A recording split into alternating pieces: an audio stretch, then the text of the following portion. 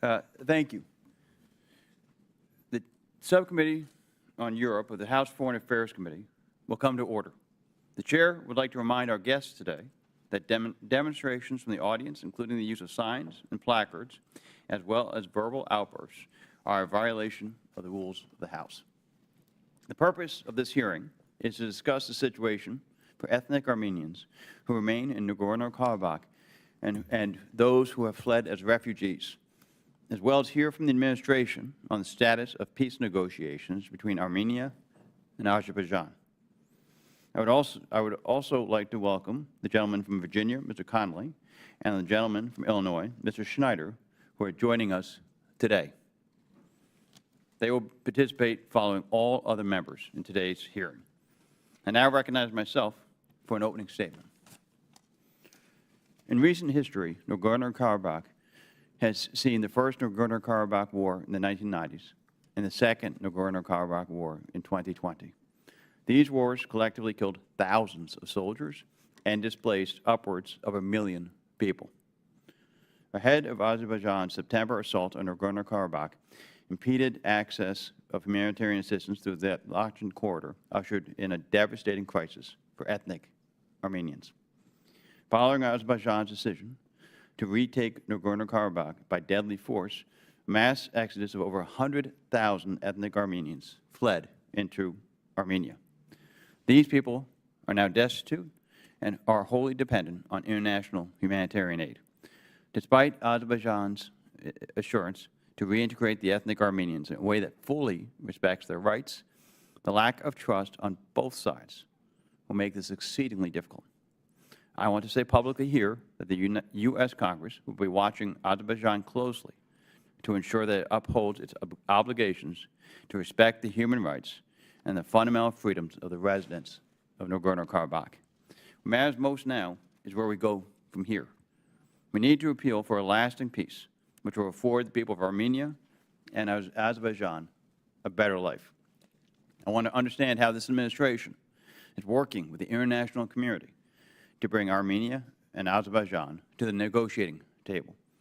I also hope that our witnesses will address how the administration is working to ensure such a comprehensive peace will deal a blow to Russian malign influence and the growing Russia and Iran nexus that seeks to exploit the South Caucasus. With over 100,000 ethnic Armenians from Nagorno-Karabakh now living as refugees in Armenia, we cannot afford to look away from the region or be distracted by other conflicts proliferating across the globe. I was encouraged to hear Administrator Power's announcement of $11.5 million in assistance following the September 19th escalation. And I will ask the witnesses to detail how this aid is being put to use to address urgent humanitarian needs of the ethnic Armenians that fled to Armenia, as well as those few that remain in and around Nagorno-Karabakh. Most importantly, I also want to understand what message the Biden administration is sending to President Aliyev about refraining from any further use of deadly force.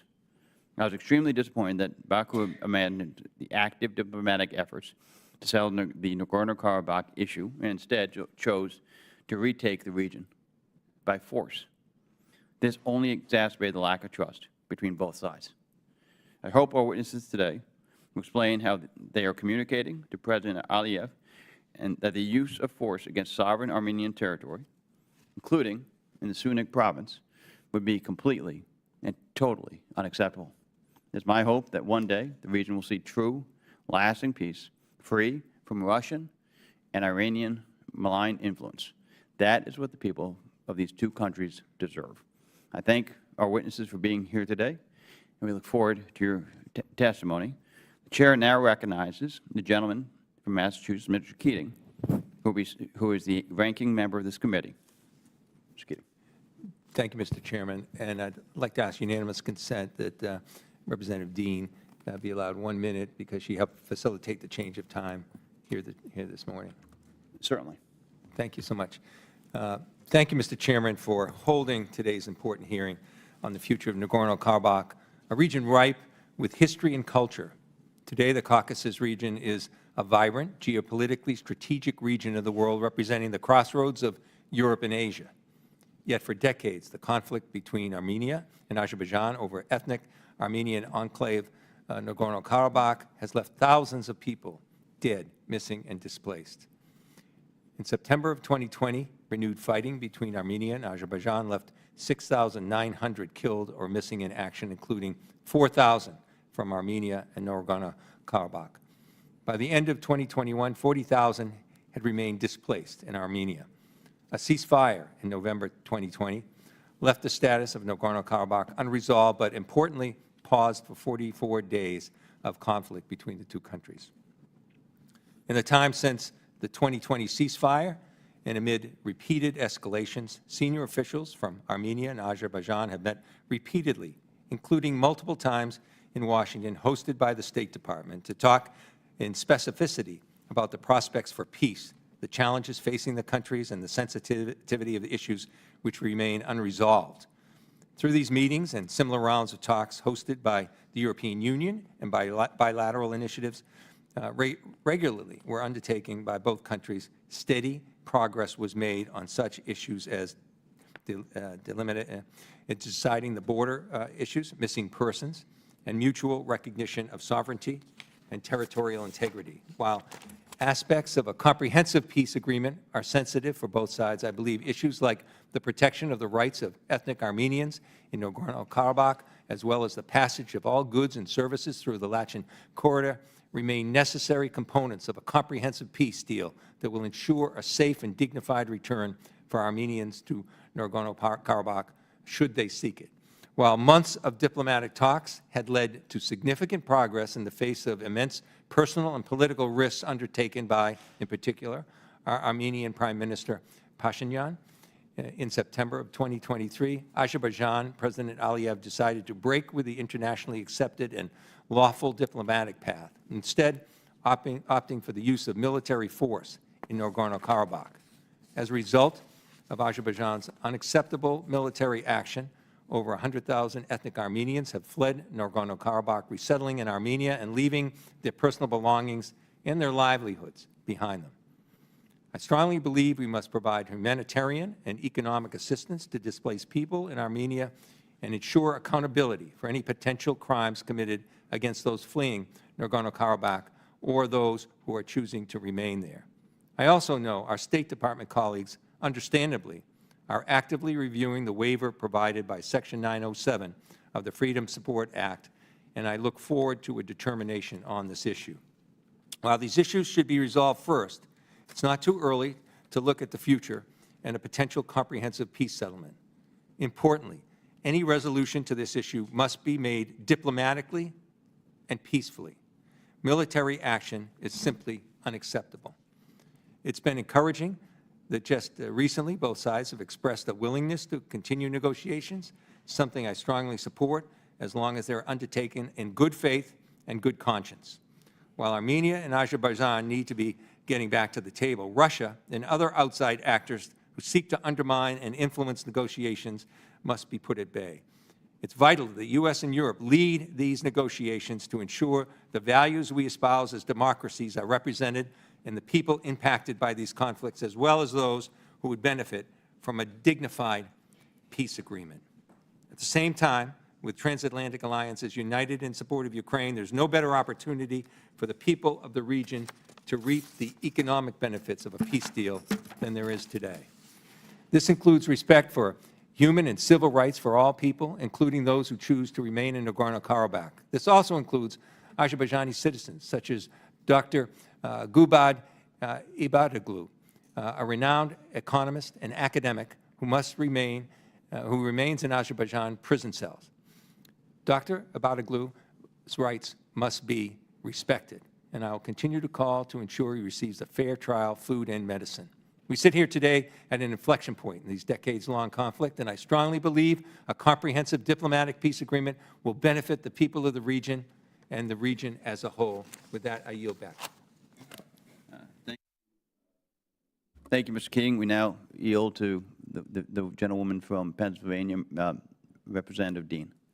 I thank you, Chairman Keene, Ranking Member Meeks, for holding this important and timely hearing and for allowing me just brief remarks. I was happy to be any small part of putting this meeting together.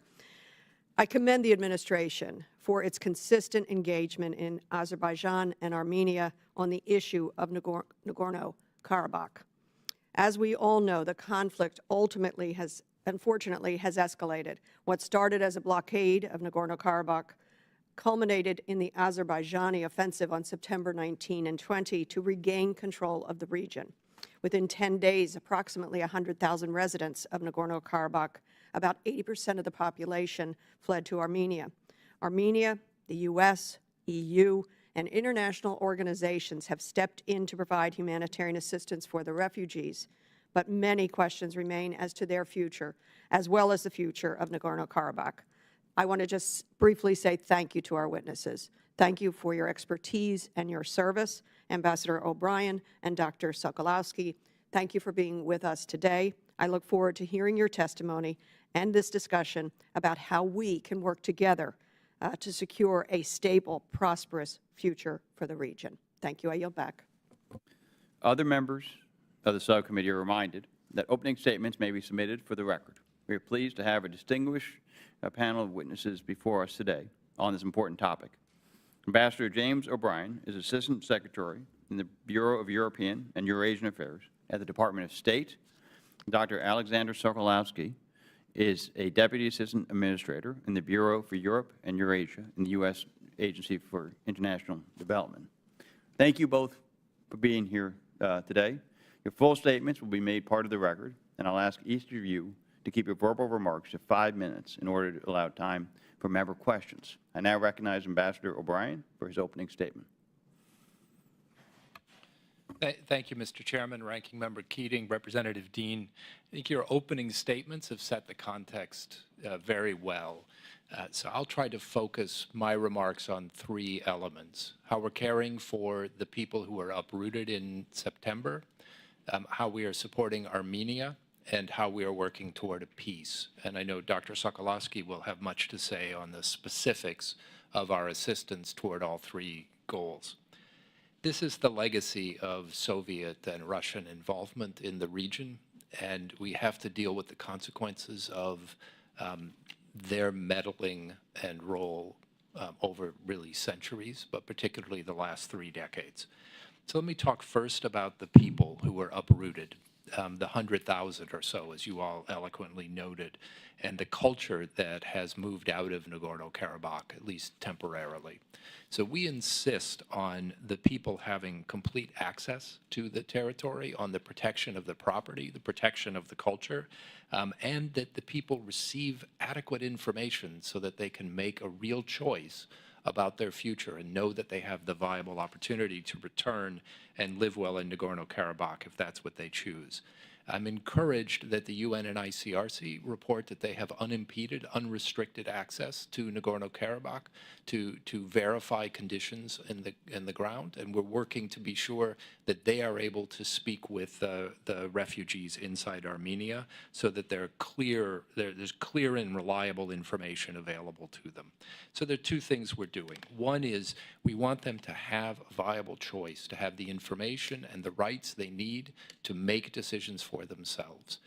As you mentioned, we have already committed substantial money since September 19th to make this possible. I met on Friday with Prime Minister Pashinyan to discuss other steps that we might take to support the refugees and assist the government of Armenia with helping them in their current situation and with whatever choices they might make. And I know Dr. Sokolowski will have more to say about this.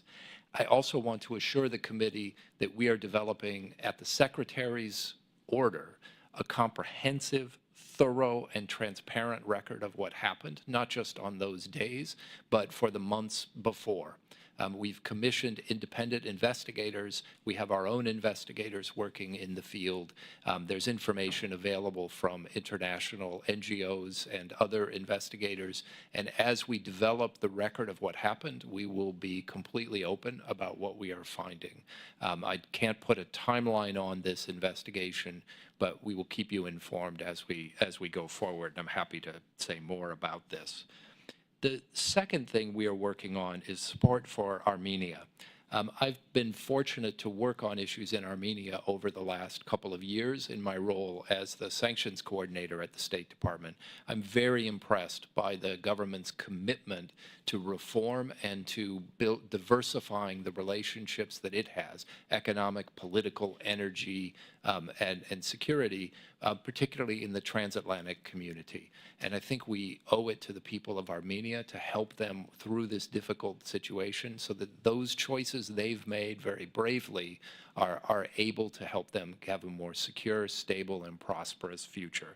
So we're working closely with the European Union on providing an offer of support for Armenia over the next months. When I met with the Prime Minister on Friday, this was the main topic of our conversation, and I think it's critical to a secure, free, and prosperous region that we be supportive of the Armenian people and of the government and the choices that they've made. Third, we are pursuing a peace agreement. The sides have met multiple times. I saw the European Union mediators just this week, spoke with others this morning. They are hosting one of the parties today. The next few weeks will be critical in testing the parties' willingness to go from good intentions to saying yes. Because as we all know, yes is the hardest word to get in a negotiation. So how are we doing that? Well, we are deeply engaged. I think there have been 13 senior-level visits to the capitals, Yerevan and Baku, since September, as well as, and meetings among the parties as well. We're also deeply engaged with our Turkish colleagues as we go forward. We've made clear that nothing will be normal with Azerbaijan after the events of September 19th until we see progress on the peace track. So we've canceled a number of high-level visits, condemned the actions, and you mentioned, Representative Keating, the 907 waiver. We don't anticipate submitting a waiver until such time as we see a real improvement in the situation. All of this is to say we continue to urge peace. Now, why would they make peace now and not before? I think you each pointed to a couple of key elements. One of them is the economic benefit of peace. Central Asian countries are looking for new routes to get their goods to market. Those routes can run through Azerbaijan on to Georgia or down through Armenia to Turkey. We've said no use of force is acceptable. A transit corridor built with the involvement and consent of Armenia can be a tremendous boon to states across the region and to global markets who will receive access to these goods. A transit corridor created some other way by force or with involvement of Iran will, I think, be met with a very strong reaction and will not be a success. That's a simple choice. The other piece I think you've all touched on as well, it's the choice of what political relationships these states want to have in the future. A future that is built around an axis of Russia and Iran as the main participants in security in the region, I think is unstable and undesirable, including for both the governments of Azerbaijan and Armenia. They have the opportunity to make a different decision now, and we're clarifying that. And I anticipate we'll have more senior-level involvement over the weeks to come. Thank you, with Ambassador that, Bryan. Appreciate the time. And now I recognize Dr. Sokolowski for his opening statement. Thank you. Chairman Kane, Ranking Member Keating, distinguished members of the Subcommittee on Europe, thank you for your invitation to speak today. Can you bring your microphone a little closer, Oh, please? sure. Can you hear me better now? Okay, great. Thank you for your invitation to speak today on USAID's work in the South Caucasus and your support, particularly concerning the humanitarian situation surrounding the crisis in Nagorno-Karabakh and Armenia. I welcome the opportunity both to talk about our work in the region and to hear your perspectives. USAID and our interagency partners have been working diligently to respond to the situation in Nagorno-Karabakh. For months, humanitarian conditions in the territory steadily deteriorated due to the blockage of the Lachin corridor, resulting in critical shortages of food, energy supplies, medical commodities, and other essential goods. Humanitarian conditions in Nagorno-Karabakh further worsened after armed clashes erupted on September 19th. This prompted more than 100,000 people, nearly all of the ethnic Armenians in the territory, to flee Nagorno-Karabakh in less than 2 weeks. Many of these displaced people exhibited symptoms of sustained emotional distress and chronic illness as a result of Azerbaijan's blockage of the Lachin corridor. 4 days after Azerbaijan's military action, USAID Administrator Samantha Power traveled to Armenia to express USAID support for Armenia and for the people of Nagorno-Karabakh, and to oversee U.S. efforts to respond to the immediate needs of the ethnic Armenians fleeing the territory. Administrator Power met with Prime Minister Nikol Pashinyan and underscored USAID's commitment to support the Armenian government in assisting displaced persons arriving in Armenia. The administrator traveled to Armenia's border with Azerbaijan to speak firsthand to ethnic Armenians fleeing Nagorno-Karabakh and with humanitarian organizations working to support the tens of thousands of people arriving each day. Administrator Power also announced the activation of a disaster assistance response team to identify priority response needs and to work with humanitarian partners to provide urgently needed aid.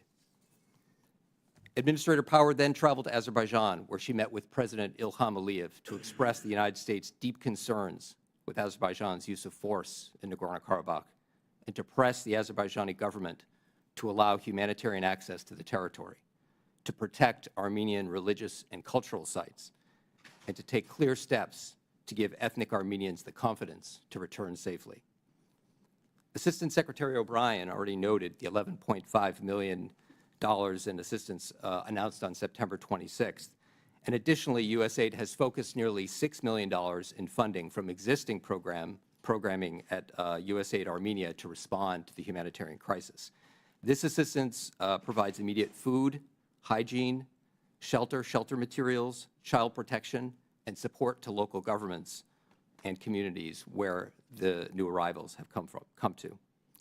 Last month, USAID's Assistant Administrator for Europe and Eurasia, Ambassador Erin McKee, traveled to the Caucasus to receive updates on the situation and to communicate our ongoing commitment to the displaced people of Nagorno-Karabakh. In early October, I also traveled to Armenia to meet with those who had left Nagorno-Karabakh, to consult with Armenian government officials on how we could cooperate further, and to assess USAID's ongoing response efforts. One key takeaway from my trip was the sincere appreciation that displaced persons had for the government of Armenia and the positive assessments of its response so far. As one woman put it to me, we felt alone during the blockage of the Lachen Road, but now we feel that Armenia has welcomed us. In addition to our response to the crisis, USAID has been increasing longer-term development support to Armenia to strengthen Armenia's economic resilience, improve public service provision, and consolidate democratic reforms. In recent weeks, we have deployed teams to Yerevan to explore ways of helping Armenia become more resilient over the longer term, particularly in the governance and in the energy spheres.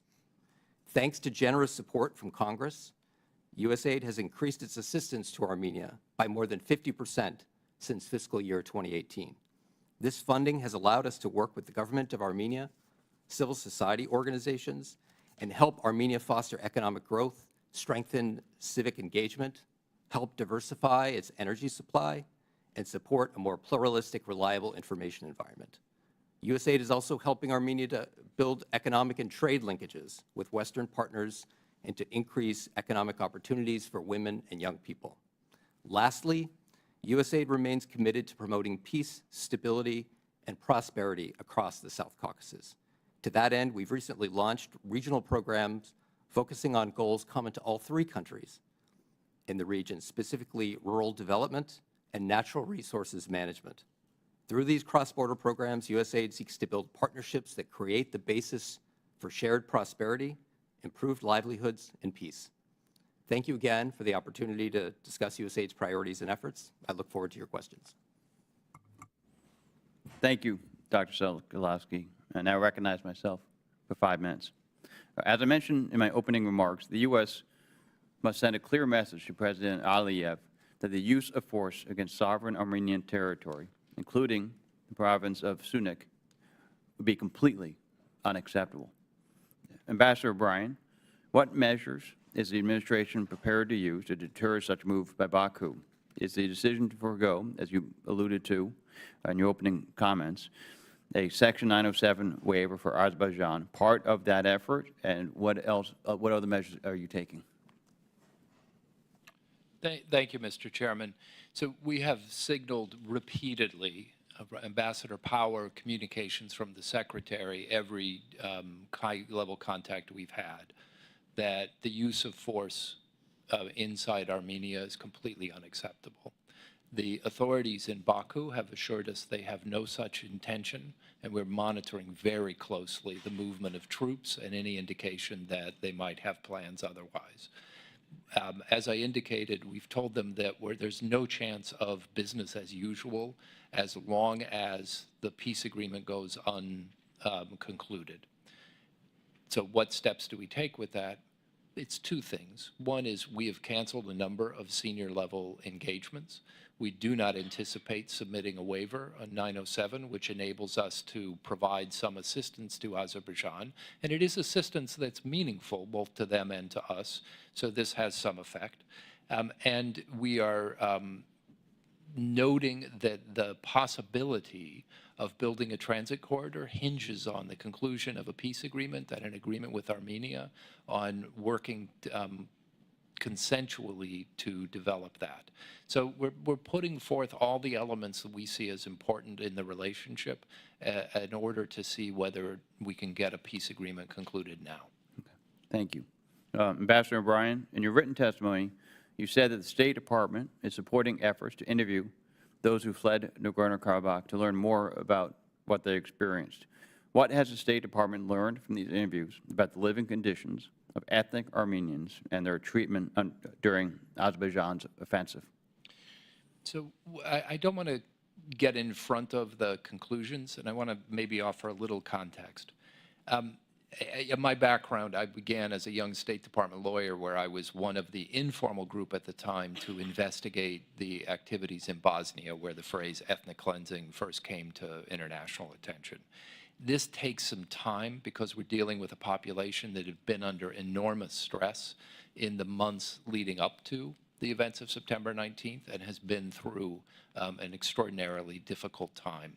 So we're just beginning to speak with the residents, and it's not just us. We're also, there are other groups that are actively involved. We want to be sure that we're not re-interviewing the same people in a way that it causes them further trauma. So this coordinating effort's taken some time. What we're learning is there was a period of a condition of fear due to the closure of the Lachin corridor in the run-up. That's no surprise to anyone. And so that when Azeri authorities came in forcibly on September 19th, it caused the residents to want to leave. Now, exactly what activities took place where, under what command and control, and how that was conveyed to the residents, these are all subjects we're seeking to learn. And again, it's not just government officials doing this. We know that there has been a report published by Human Rights Watch. The International Crisis Group is publishing results of its interviews.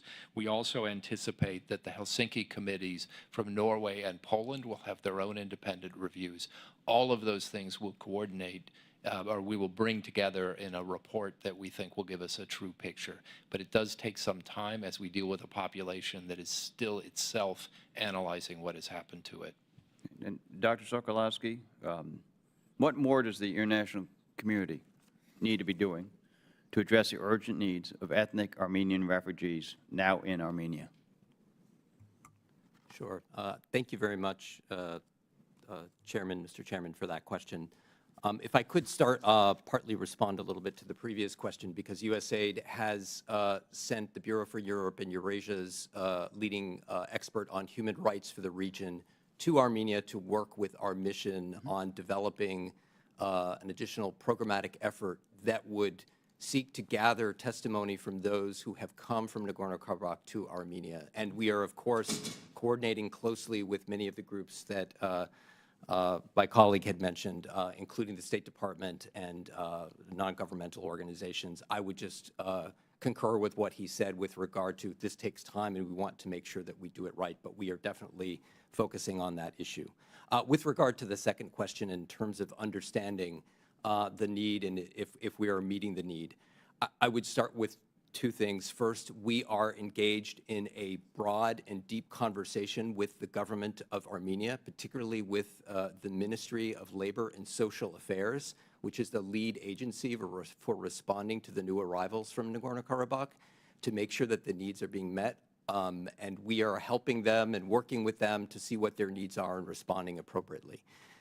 Of course, they are signaling to us areas where they see additional areas for need, and we're in that conversation with them right now. Secondly, I would emphasize the point I made in my testimony that they are receiving strong marks so far. I think many had thought that we were not going to receive this many displaced persons this quickly, but the government of Armenia, I think, showed itself to have shown some foresight and preparation and has been handling it well. However, yes, especially as we go from the medium to the longer term, there's going to have to be some effort made to help integrate these folks into Armenian life. And from my conversations with them, I will end with this. Many of them dream of going back to Nagorno-Karabakh, but for right now, they're oriented towards making a life in Armenia, and the government of Armenia is poised to help them do that. Thank you. And I now recognize Ranking Member Keating for any questions that you may have. Thank you, Mr. Chairman. Ambassador O'Brien, you mentioned, the mutual interest in economic prosperity and stability in the region, and you mentioned U.S. interest and European interest as well. One of those areas, there's reports that have indicated that Russia has been using its influence with the post-Soviet states in the region to circumvent U.S. and European sanctions in aid of their war effort in Ukraine.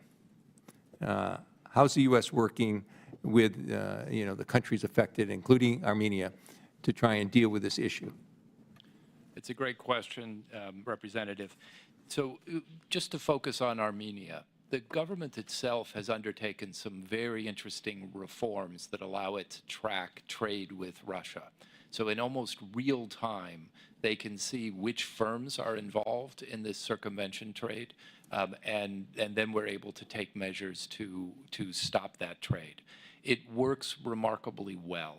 We just hosted a technical group here in my old office about 2 weeks ago, and the recent statistics are very encouraging.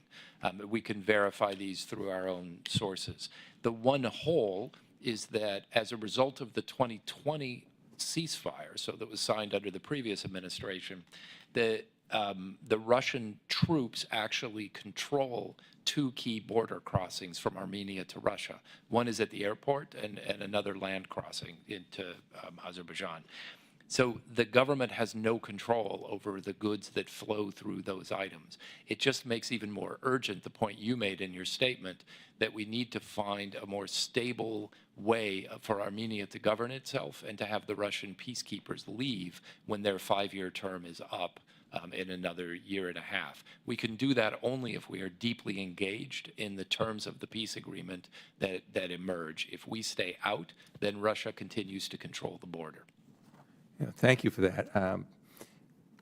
My involvement, and I want to really congratulate our State Department with everything going on in the world. Your efforts to focus on this are critical. I think we were at the cusp of an historic peace agreement, something that people never thought could happen. I looked at Northern Ireland in Ireland years ago when people said the divisions are so deep there can be no peace. And the Good Friday Agreement proved that there can be. I viewed this in the same light. And at times of critical historic achievement in terms of peace, leaders have to step forward. I think that, Prime Minister Pashinyan has taken a great deal of criticism, but has stepped forward. And I think he deserves enormous credit for realizing long-term benefits to his country. And I look to President Aliyev, because you referenced him in your discussions initially. How would you categorize their role, their importance, and where we are with those leaders? Because historic change happens through courageous leadership of people in those countries, willing to take internal criticism to do the most beneficial outcomes for their own country. So could you take a few minutes and talk about how do you characterize their roles in the importance of their moving forward on this? Thank you for this, and I think it's the right focus. And also thank you for the kind words to the State Department. I'm the new guy on this beat, but the team from the Secretary, who's had 3 meetings with the parties, to Lou Bono, the special representative, who's had multiple meetings, Ambassador Yuri Kim, who's traveled out, Ambassador Power. The team has been, I think, very creative and diligent in pursuing this. But it all ultimately turns on what the 2 governments decide and whether the leaders are willing to say yes. And that is by far the most difficult thing to say. Prime Minister Pashinyan has made clear that he wants Armenia to have a transatlantic opportunity, and he's diversifying the relationships that Armenia depends upon so that the people there are able to choose a future that fits their visions of freedom. He seems willing to take chances for peace. The question really is whether President Aliyev is willing to do that, and he has said he is. So now is the moment, because the challenge always for a power that feels stronger, and I think it's fair to say Azerbaijan feels that it has the oil and gas revenues, the relationships, the ability to have some options. The challenge is always when it's time to cash the options in and commit to one path for the future. So how do we do that? We're talking a lot with Turkey, which has very close relations with the government in Azerbaijan, and we're trying to lay out a path that makes clear the benefits that come from peace and the costs that come with choosing to wait further. And really, the decision will be his on whether he says yes or not, and we want that to happen in the next few weeks. All signs are they're willing to consider it, but getting to yes is always a difficult matter, as you know from your work in the Congress. Thank you. I yield back. Thank you, Mr. Keating. I now recognize the Vice Chair of the Europe Subcommittee, Mr. Self from Texas. Thank you, Mr. Chairman. A couple of comments on your testimonies, both written and verbal. The cannot be business as usual in our bilateral relationship. I will tell you, we hear the same language out of the State Department when it comes to Qatar hosting the Hamas leadership, and yet I see no difference in the behavior toward Qatar. I think that this is another attempt to pull a nation out of the Russian orbit, Armenia specifically. And it's, I wish you success, but Serbia, you're having less success, so I'll just make that comment. And also the recent pipeline, you talked about a route across Armenia. The recent pipeline from Azerbaijan to Turkey bypassed Armenia completely. So it will take a change in approach by both Azerbaijan and Armenia in order to make any route across Armenia. So now, getting to the question, you have not had a Section 907 waiver for the first time in 20 years or so. First of all, 2 questions for you, Ambassador. The first one is, what is the impact on our national security goals? Obviously, countering Iranian smuggling operations. This is a very dangerous part of the world. That's the first one. And second, I would like your opinion on the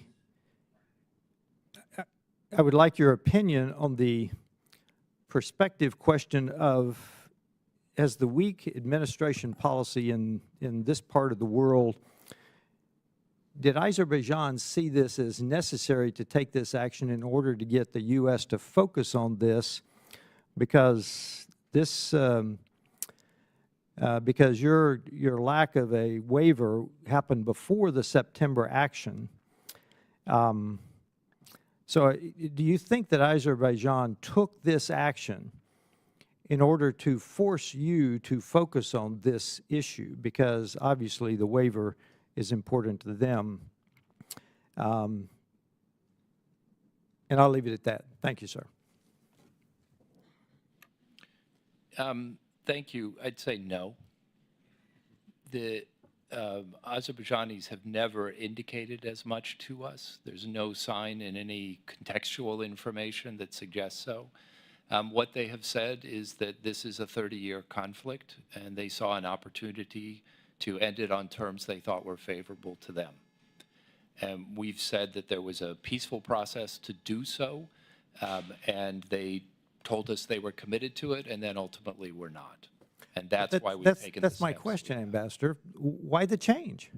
The- They were committed to it, and just seeing an opportunity in a 30-year conflict seems to belie the statement. No, I think that suggests that this was simply unrelated to any other events. I don't think that's the case. I think what they saw was the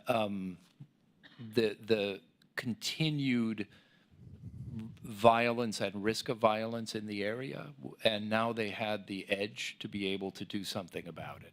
That's independent of their signaling to us. And I just have to say, for as important as this issue has been to Azerbaijani politics for 30 years, the idea that a waiver, which is an important, and I'll address the other question, the waiver is important for addressing sort of very narrow, specific issues. We feel comfortable that there is no damage to our national security right now, but the idea that they would decide an issue that is of fundamental importance to them based upon this slightly different marginal issue just to get our attention, when they had our attention, I don't quite see that that narrative hangs together. Okay, but then in my limited time, then what was the trigger? Simply the continued violence? Because I don't see that as a sufficient trigger to use military action when they're so close Yeah, to resolution.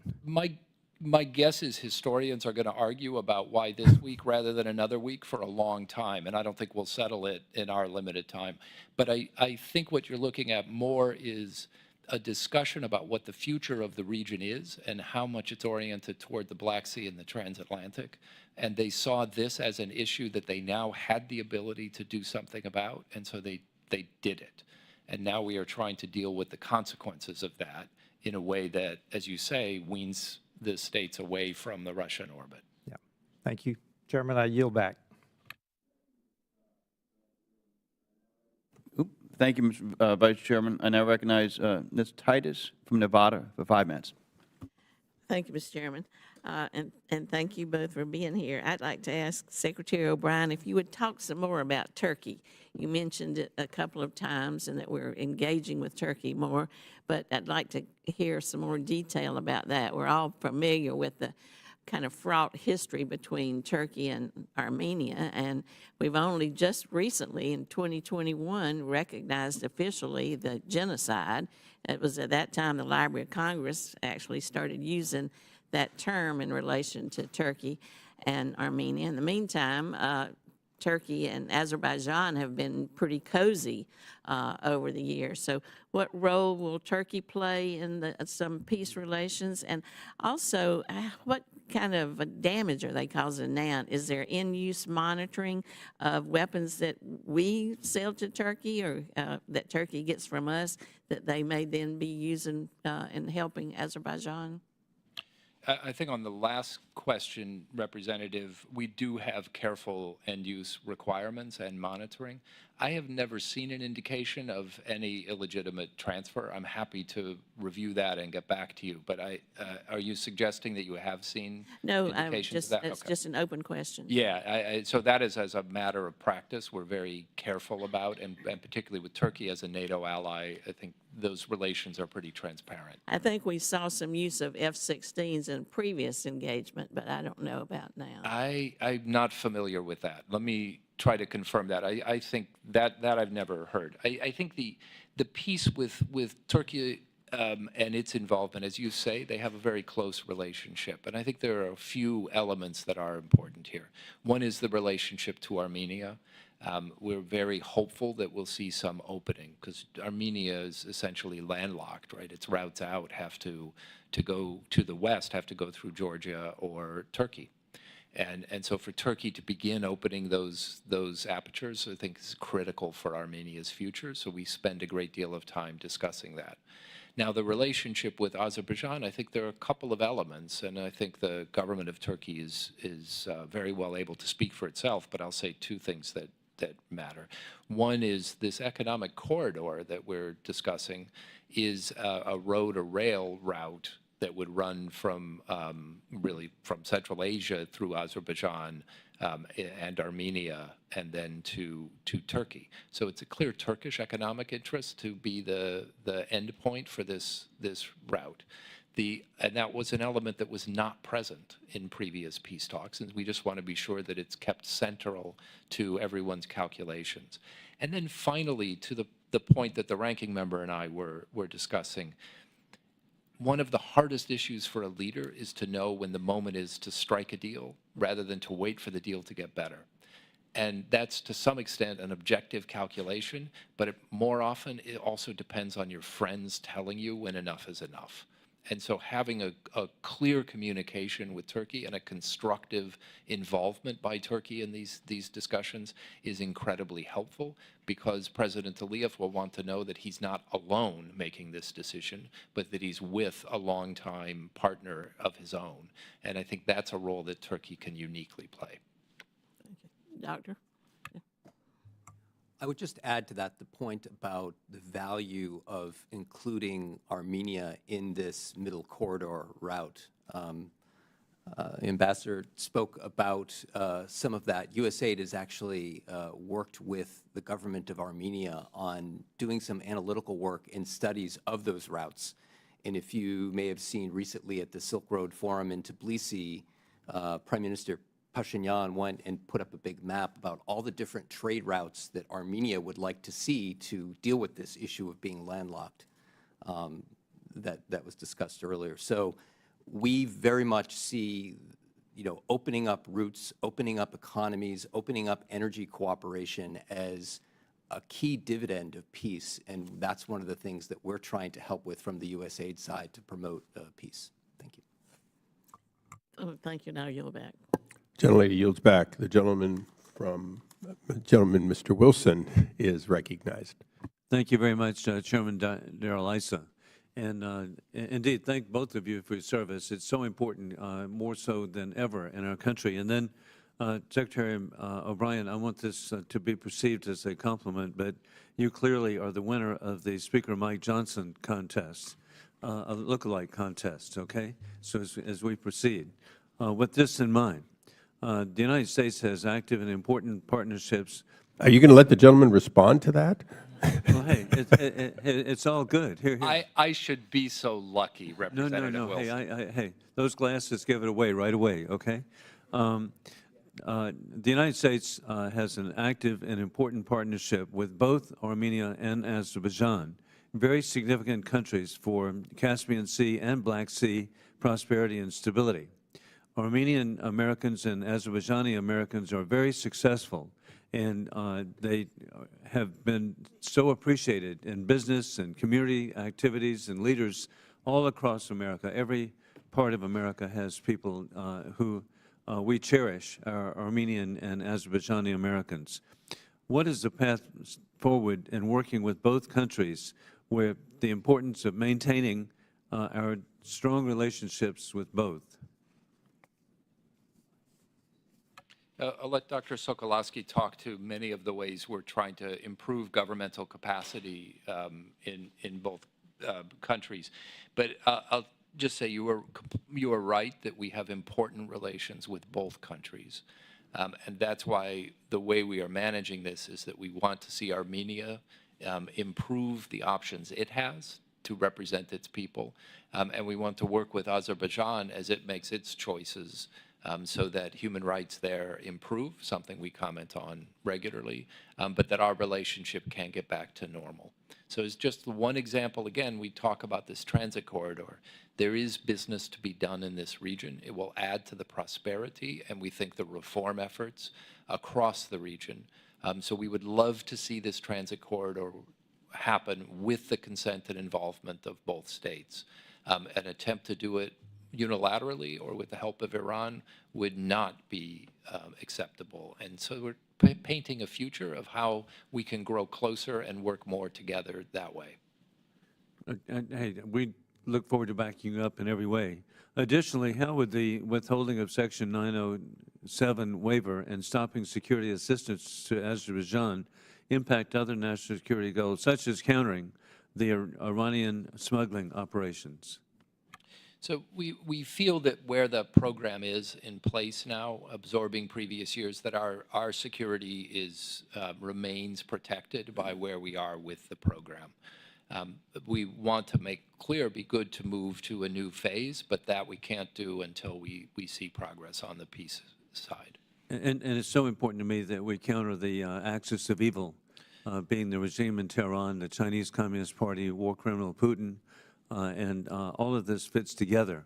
And it's to the benefit of the people of Azerbaijan and Armenia that indeed the dictators with rule of gun do not prevail over democracies with rule of law, and we need to be sticking together. Additional to that, Mr. Secretary, Putin has 3,000 soldiers at a military base in Armenia, which is startling, and they claim that they have a right to be there through 2044, but that's not clear. And so what can be done to assist the people of Armenia to request Putin to take his troops home? I think I agree with both the statements you just made. I think the answer to both is the same. Our involvement in concluding a peace agreement between these countries is the way that each can find a way forward. The Russian troops are present under, at the moment, it's a 5-year initial term following the 2020 peace agreement. If there's an alternative for the countries, then there'll be no role for these Russian peacekeepers. I mean, they've already failed as peacekeepers. And so the best approach is to give both these countries the alternative of working with us and the West. And I know that we're here in regard to Nagorno-Karabakh, but I was grateful for Congresswoman Titus bringing up Turkey, our NATO ally. Somehow we've got to have them understand how important they are to world security, and we need to have rapprochement in every way that we can. So, hey, what I'm just telling you, you need to be a miracle worker. Thank you very much. The gentleman yields back. We recognize the gentleman from California, Mr. Costa. Thank you very much, Mr. Chairman, and I want to thank the Chairman of the Subcommittee and the Ranking Member for holding this hearing. I think it's timely and important. We had actually requested this over a month ago, and I'm glad we finally are here. We've also followed up with a bipartisan letter on a number of actions that I would like to bring to the attention of the State Department and follow up. I don't think we've gotten answers to those yet. Let me begin, first of all, though, and I concur with the earlier point that was made with Dr. Iabaldo, who's being held captive. I think we need to stay on top of that and obviously request his release. It's the humanitarian thing to do. But I want to also ask you, we're trying to deal with this supplemental package, we hope, after Thanksgiving, that would provide funding not only for Ukraine, which is critical, but also for Israel and the challenges in Gaza. And humanitarian aid is a part of that component, and I would hope that the State Department's looking, when we hopefully come together with that bipartisan package in December, that a segment of that bipartisan, that supplemental would provide humanitarian support for Armenia, given the over 100,000 refugees that they're dealing with and some of the other issues. Is that the intention of the State Department?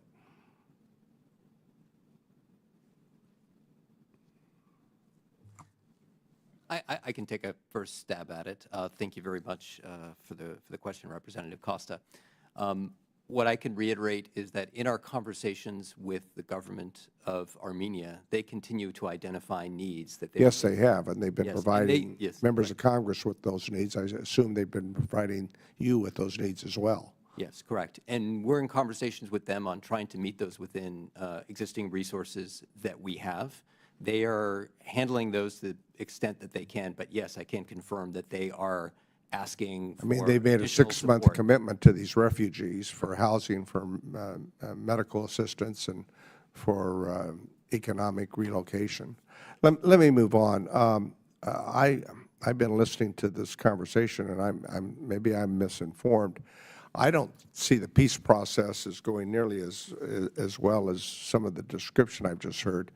The meeting in Granada, Spain, the last two meetings, Azerbaijan's refused to go. I don't know how you describe that as being positive. Armenia, I know, is very concerned that the mediators would be Turkey and Russia. I mean, Russia did absolutely nothing but allow the Azerbaijan to do the ethnic cleansing. It was ethnic cleansing that happened with the removal of these Armenians from their historic homeland in Nagorno-Karabakh. I mean, to call it something else, these folks did not want to leave, and the quarter, I'm not convinced that they have access to go back to their homes. I'm hearing something entirely different.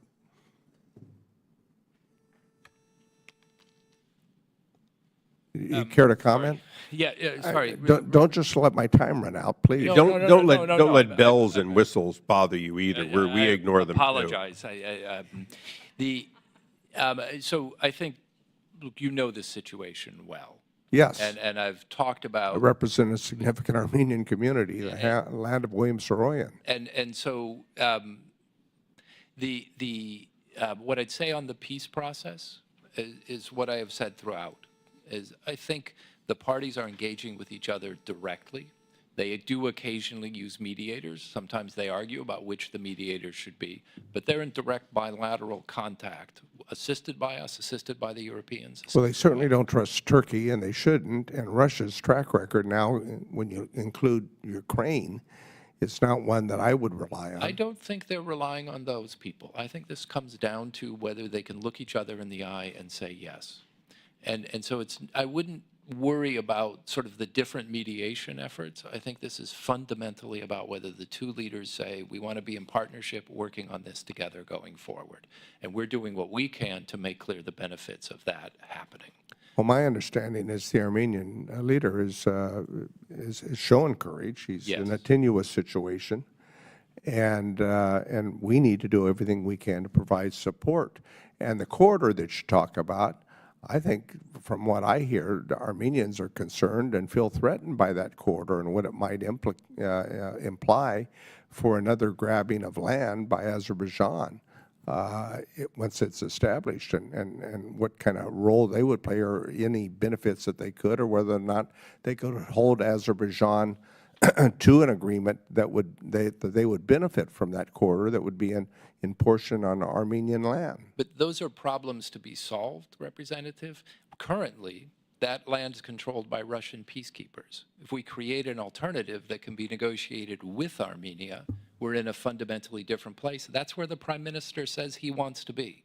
Yeah, well, my time's expired, Mr. Chairman, but I think that Russian peacekeepers is a bit of an oxymoron. On that note, the gentleman yields back. I now recognize myself to agree with the gentleman that if you shake hands with a Russian, you lose fingers. Some years ago, I was in Baku for the celebration of the pipeline completion through there, and there were 8 heads of state.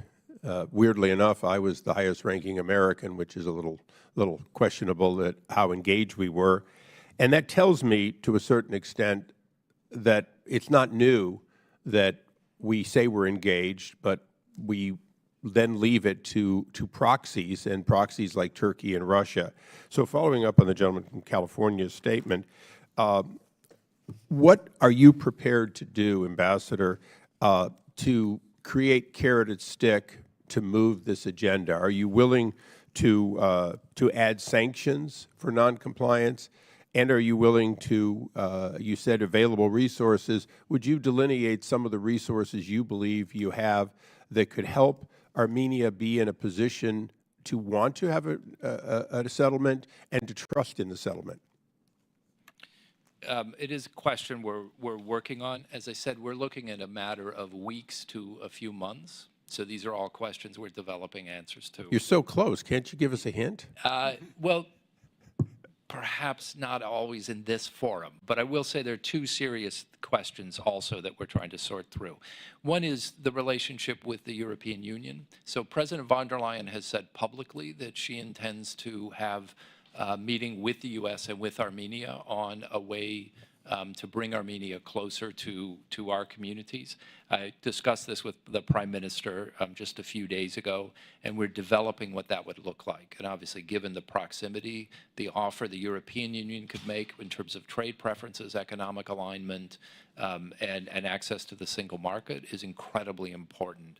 We can assist in that, and that's just another piece, and Dr. Sokolowski can talk about that. The feasibility studies on this transit corridor are actually been funded by AID. So we're in the middle of seeing what kind of economic future there may be. There may also be additional items that we and the Europeans can bring to bear on security. France has just announced some significant contributions to Armenia's security.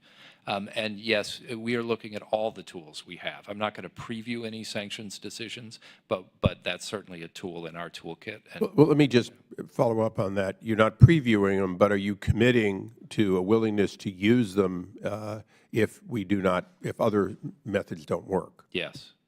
Thank you. Armenia is obviously eligible for a lot of USAID support. You mentioned those studies that were done under USAID. Has the TDA, the Trade Development Agency, been in there? And if not, wouldn't they benefit by having the feasibility that would include U.S. alternatives to Belt and Road? So I'll start with that, and I think this keys into your, so thank you for the question, Representative Issa.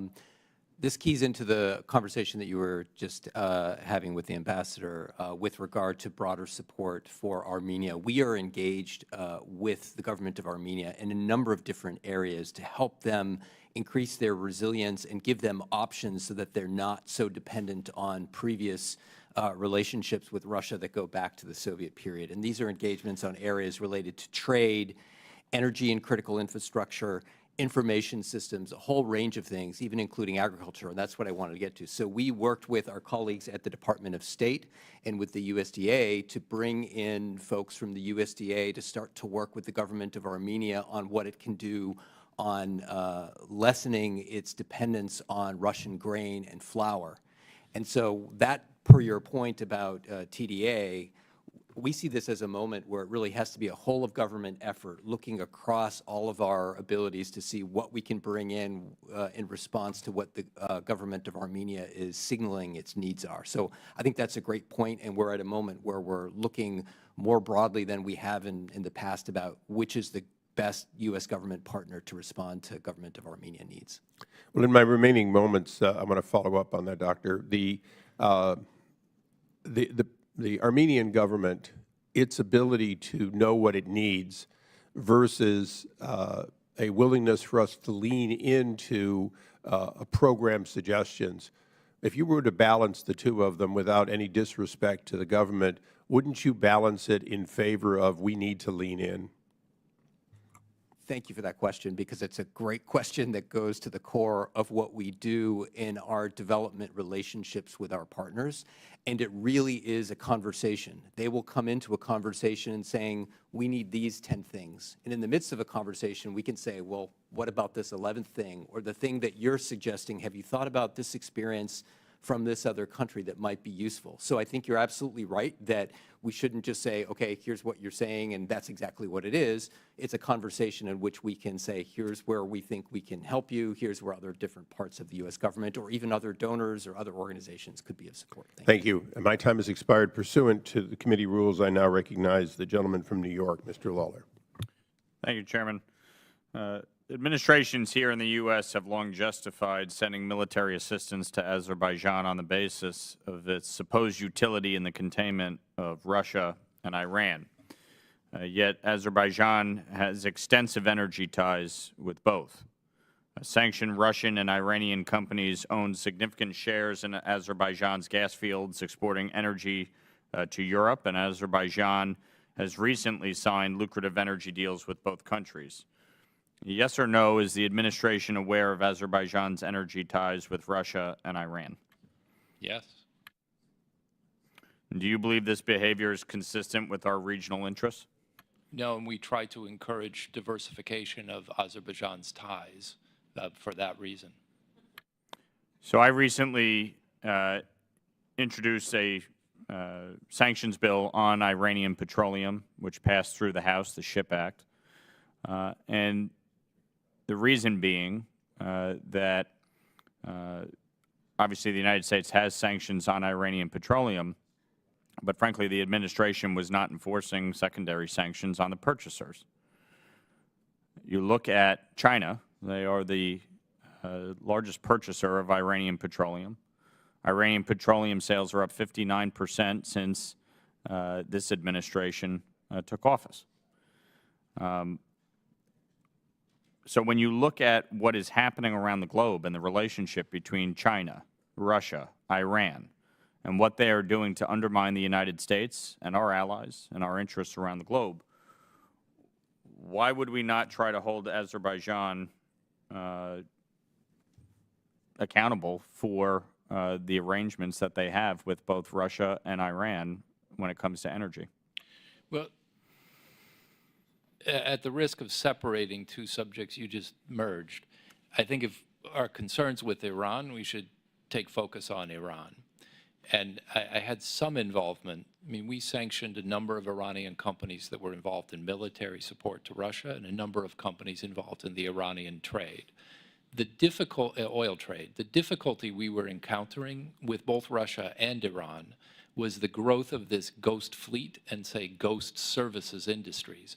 So the way in which we traditionally restrict oil sales is to go after the insurance, crew providers, you know, all of those service entities. And ultimately, the ships that carried the oil depended on those services, so they would tend to come into compliance.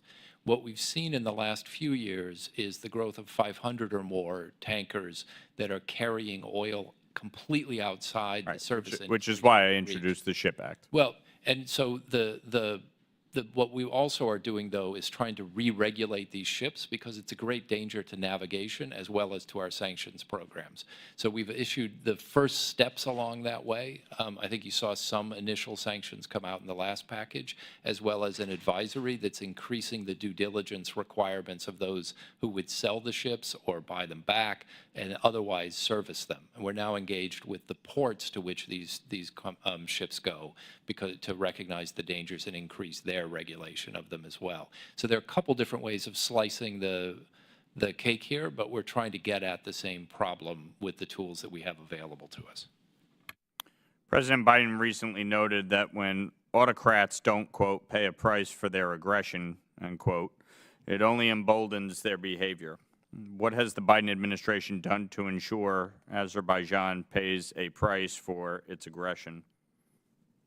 So as I mentioned, we've made clear to them that there's no business as usual. We've suspended high-level contacts and on a variety of topics, and we have not and don't anticipate submitting a waiver on 907. The real question is, so is that enough? And President Aliyev has traditionally tried to balance his ties to the regional players, Russia, Iran particularly, Central Asia, as well as to the West. And I think he's reaching a point, in my analysis, that if he makes peace, he has the opportunity to become more prosperous and to be in a stable area where there are counterweights to Russia and Iran. If he fails to make peace, he's really saying that in the future, I want to be beholden to Russia and Iran at a time when those two powers are getting much closer to one another than they are to him. And that puts him in the position of being very much the odd man out in a three-way game. And I think that's not where he should want to head. So we're trying to provide him with the alternative of a better future. Thank you. Yield back. The gentleman yields back. We now recognize the gentleman from Illinois, Mr. Schneider. Thank you, Mr. Chairman, and I want to thank the witnesses. From December of last year to September of this year, Azerbaijan blockaded the Lachin corridor, the only connection between Armenia proper and the ethnic enclave of Nagorno-Karabakh or Artsakh. Many of us here in Congress sent letter after letter after letter and supported resolution after resolution to exert pressure and relieve the humanitarian situation in Nagorno-Karabakh, which had been exacerbated since the 2020 war. It looks like we failed. During September 1920, Azerbaijan launched an offensive that led to the local Armenian authorities agreeing to a ceasefire. Within 10 days of that ceasefire, the ethnic Armenian population of the enclave went from 120,000 to 100,000, with locals leaving in fear or forcibly being expelled. Approximately 300 people died, 220 of them in a fuel depot explosion about which we don't yet know enough of the details. Dozens remain missing. I want the people who chant ceasefire now around the world not to forget Nagorno-Karabakh. That ceasefire ended in an ethnic cleansing, not a multi-ethnic harmony. American relations with Azerbaijan are inherently complicated. Azerbaijan shares our skepticism of Russia and Iran, and the country supports our ally Israel. We can't ignore the strategic opportunities and shared priorities with Azerbaijan. But we must also be firm advocates for our values and the principles of human rights. The tightening of the stranglehold around Nagorno-Karabakh over the years until the ethnic Armenian population was forced to leave was not just about counterterrorism, and it was not just about geopolitics. When we reflect on how this could have possibly happened, I want to share a story that took place in Hungary in 2004.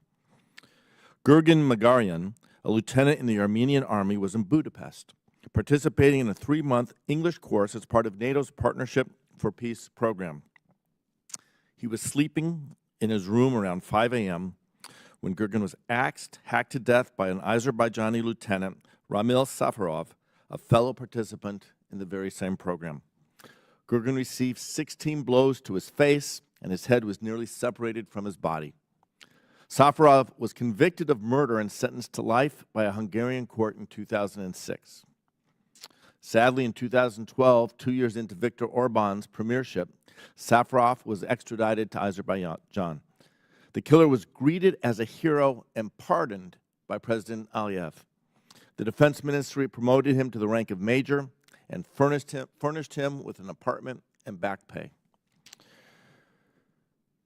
So this story leads me to ask you, Ambassador O'Brien, what should be our takeaway from what happened in 2004 through 2012? How should we think of the possibilities of peace between Armenia and Azerbaijan in this context? I think, Representative, that's a reprehensible set of events. Peace is always made between adversaries, and to see any successful peace through to its conclusion, there needs to be accountability for crimes, but there also needs to be some measure of setting a new path going forward. And what lies before us now is whether that's possible in this case, and that lies with the parties. We are creating a path for them to take and incentives for them to go there. We have to do this in a way that is consistent with our rights. And if I may, just a tiny digression, Representative Costa, you mentioned Dr. Ibadolu. We maintain sort of constant vigilance on this and insist on his fair treatment. We would like to see him released. We'll continue to urge that. And I think we'll do the same on any other human rights issue that comes across in our relationship with Azerbaijan. So we do that in a way that's consistent with our values. And what we are looking for now is a peace agreement that reflects the interests of the people of Armenia, and we believe those of Azerbaijan, in developing stronger relationships with the vibrant economies to their west, rather than with the autocracies to their north and south. Great, thank you. My time is about expired. Thank you for mentioning Dr. Ibadoglu. And I will mention his son, Eamon, is here as well today. The gentleman yields back. And I want to take a moment to personally thank our witnesses for their candor. It was a very effective dialogue because of your willingness to answer fully the questions of the committee. If there are no further questions from the members, again, I thank our witnesses, and the subcommittee may have additional written questions for the witnesses, and we would ask that you respond in writing if you agree. Thank you. The gentleman. I'd just like to raise a point. One of the other things that we mentioned in the letter that we sent, and of course with the year approaching, it may have to be the following year, but I think the subcommittee should consider taking a CODEL to Armenia and to meet with the officials there. I think It's noted. Hopefully the ambassador will send us the appropriate invitation. Thank you. We'd welcome it. Thank Let you. us organize that, and we'll look for your letter, too. Thank you. We look forward to that. Pursuant to the committee rules, all members may have 5 days to submit statements, questions, and extraneous materials for the record, subject to length limitations. Without objection, the subcommittee, as a result, is adjourned.